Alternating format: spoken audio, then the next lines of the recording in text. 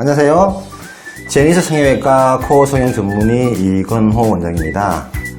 오늘 여러분들을 만나서 반갑습니다. 저희가 오늘 준비한 내용은 코 성형에 대한 내용입니다. 크게 4가지에서 5가지 정도. 첫 번째 낮은 코, 두 번째 복코, 세 번째 짧은 코, 그리고 네 번째 기능성 코 성형, 그리고 잠시 5번째 긴 코를 설명을 드릴 거예요. 이제까지는 우리가 말한 거는 미용 성형에 대해서 말씀을 했죠. 모양에 관한 건데, 사실은 코도 모양이 중요해요. 근데 코가 1차적으로 제일 중요한 거는 기능이겠죠. 제일 첫 번째가 뭘까요? 숨 쉬는 거예요.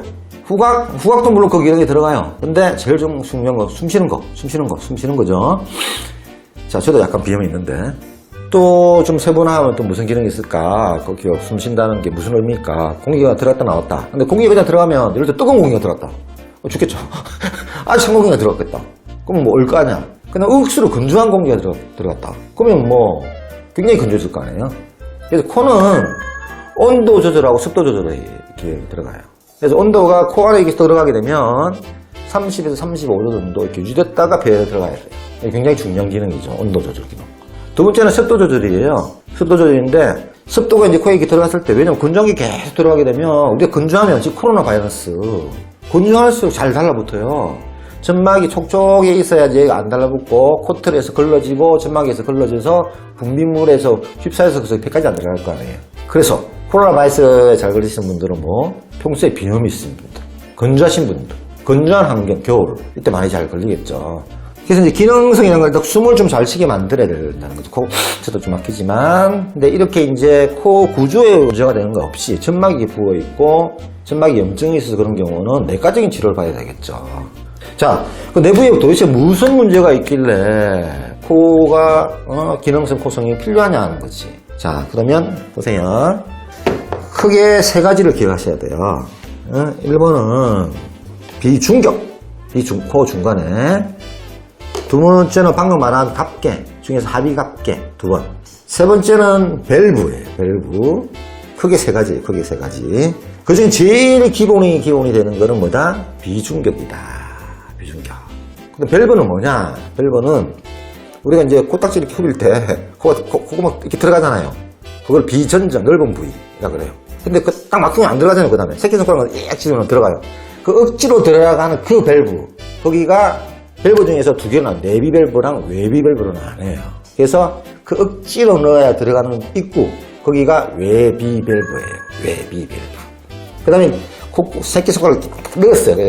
여기까지 넣었어요. 넣어서 들어갔어. 여기까지. 이 정도까지 들어가죠. 그 딱 들어간 거 끝 부위. 여기 있지, 여기.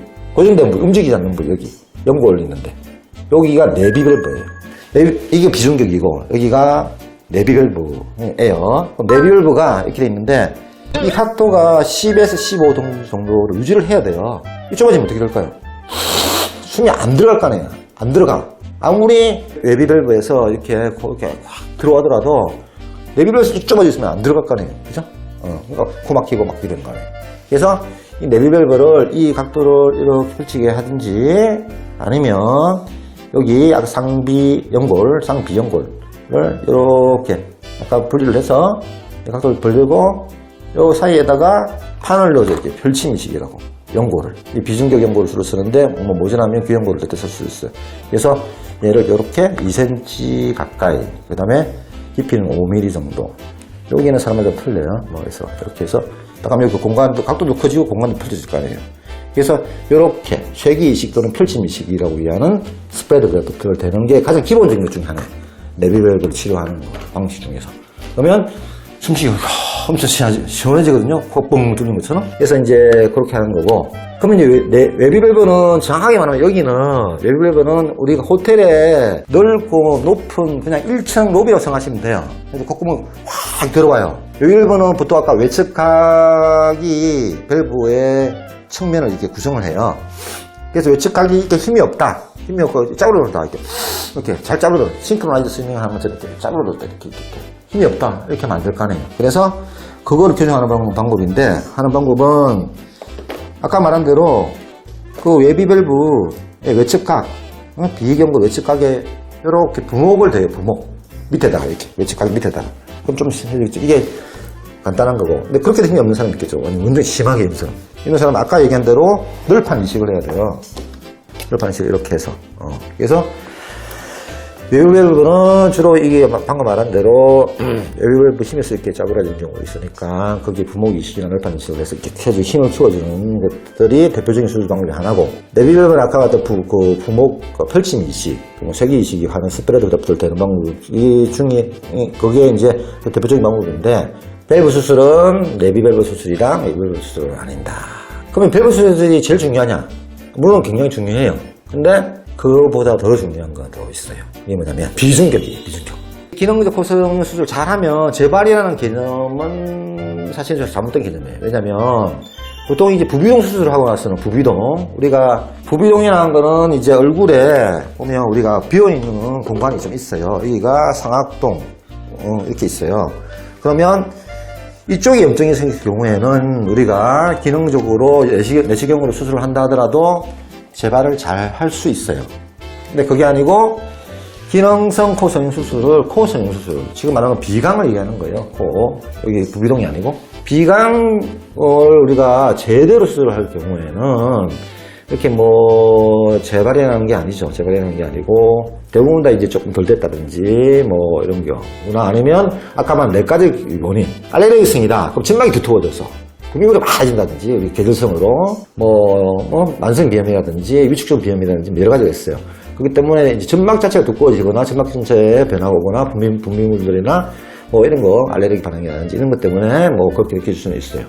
그래서 이제 구조적으로 완벽하게 하게 되면 사실은 조금 틀린 개념이고요. 자, 그래서 비중격이 왜 중요하냐면, 앞에 이렇게 됐을 때 비중격이 만약에 휘어서 이렇게 튀어나오면 이거 바로 잡은 동시에 이 튀어나온 거 깎아줘야 돼요. 이렇게 이 앞도 휘는 거 잘 처리를 해야 되고, 문제는 뒤에요. 뒤. 자, 뒤인데 여기 보면 이 뼈 아니에요. 이거 놀라지 마시고, 이거 플라스틱이에요. 플라스틱. 자, 여기 보면 비중격이 지금 없잖아요. 없는 부분은 우리가 부패가 되는 부분이에요. 그래서 연골은 사실 요만큼 이렇게 있어요. 연골이 여기에 뭐 대충 이렇게 있는 거예요. 연골이 있는 부분. 그죠? 그 다음에 뒤에 뼈가 이렇게 있죠. 위아래. 뼈가 위아래 이렇게 있어요. 위아래 이렇게. 여기가 사골, 벌집뼈. 여기가 스골, 보습뼈. 뭐 이렇게 두 개가 이렇게 있어요.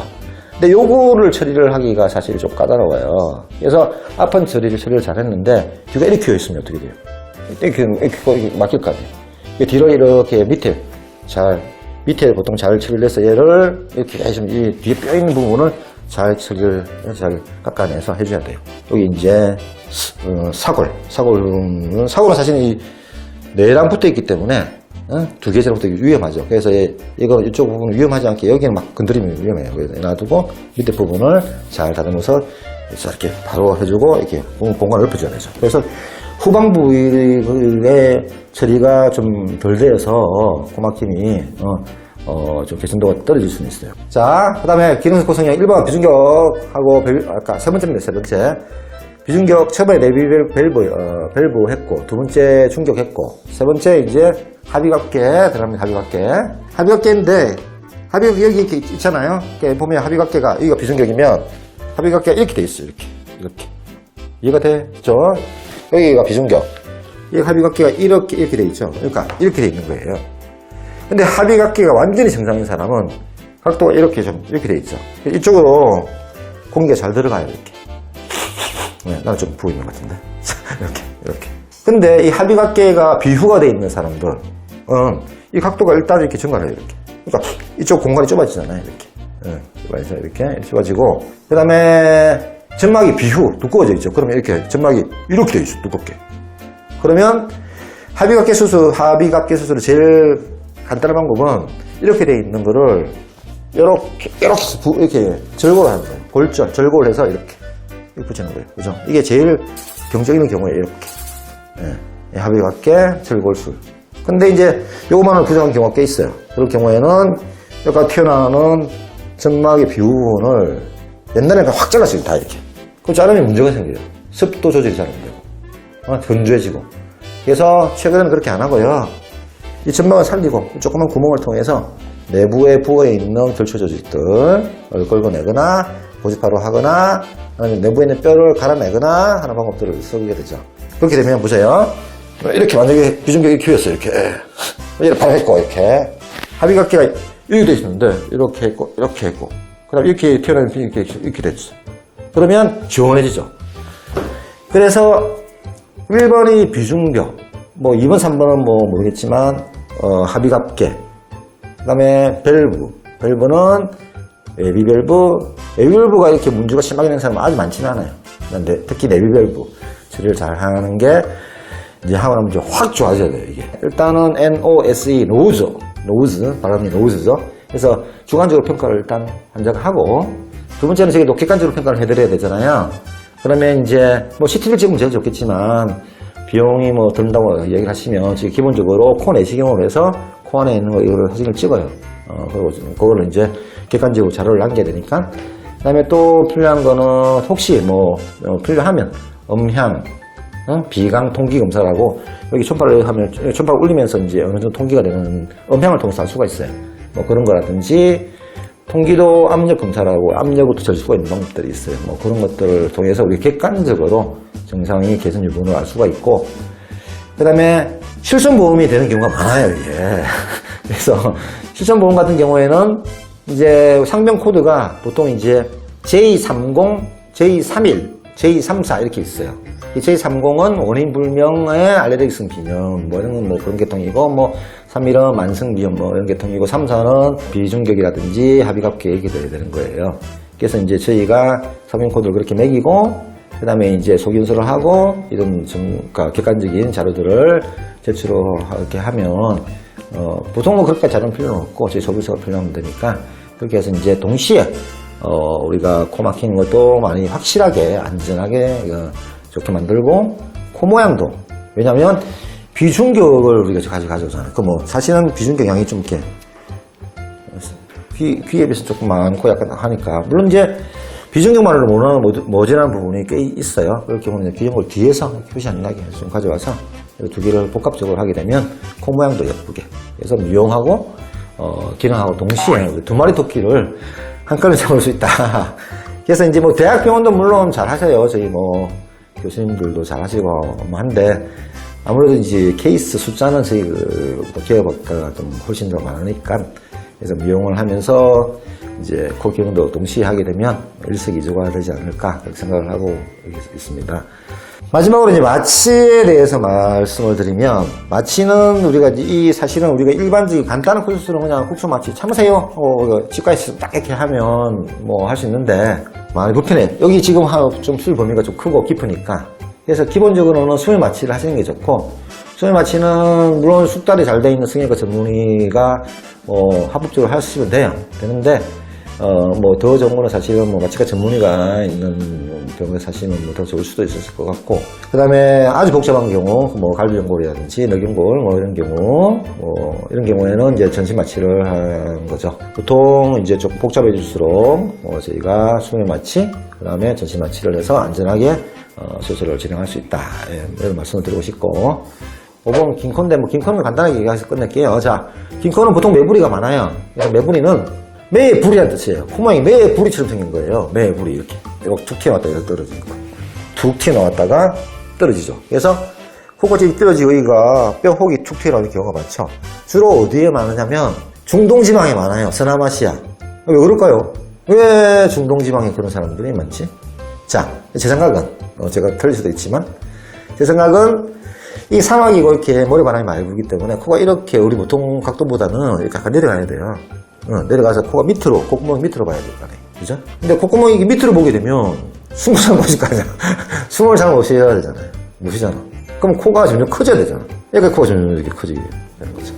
매부리 코 같은 경우에는 비중격도 고려를 하고, 비기경골 자체를 어떻게 처리할 것인가. 외측각 처리가 제일 중요하고요. 어떻게 잘. 그 다음에 내측각이라든지 코 기둥, 발판부를 어떻게 잘 처리할 것이냐 중요하고, 뭐 코끝에 캐프레프트, 코끝에 연골 이식하는 건 뭐 기본이고, 그거는 이렇게 해서 이렇게 하고 여기를 잘 모아줘야 돼요. 잘 모아줘. 왜냐면 중간에 이렇게 나오면서 여기가 이렇게 벌어 있는 경우가 많아요. 그래서 이걸 잘 모아서 이렇게 잘 해야 되고, 코가 너무 안 들려 보이게. 이게 너무 들려 보일 수도 있거든요, 이렇게. 에브리코를 하게 되면 불만족이 생기는 경우가 덜 됐다. 그게 제일 많고. 두 번째는 또 드물지만 너무 덜 됐다. 이런 경우가 있을 수 있어요. 그 다음에 아까 첫 번째는 덜 됐다. 덜 됐다는 게 여기에 떨어진 부분이 덜 됐다. 그런 것도 있고 뼈 호기가 약간 덜 됐다. 이런 경우는 좀 그래. 그런 경우 조금 생각보다 조금 많을 수 있어요.